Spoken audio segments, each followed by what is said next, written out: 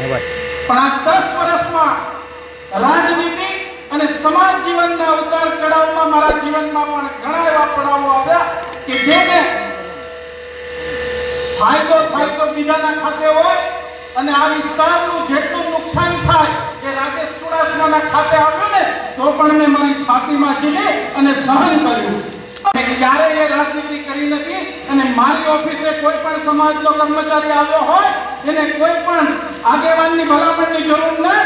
મારે ઓફિસેથી એમને પત્ર મળી જાય અને એમની બદલી ગીર સોમનાથ જિલ્લામાં થઈ જાય. મારે ફોન કરવાની પણ જરૂર ના પડે. મારા પત્રની તાકાત એટલી છે કે એમને પોતાના વિસ્તારમાં આવવું હોય તો મારા પત્રથી આવી શકે.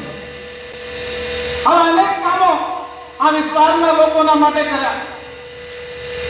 પણ મને જ્યારે ત્રીજી વખત આ વિસ્તારની સેવા કરવાની તક મળી છે, આ 10 વર્ષમાં તમને જે કોઈ પણ ખાટા ઓટકાર આવ્યા હોય એ એક પણ ખાટો ઓટકાર આવનારા સમયમાં નહીં આવવા દો.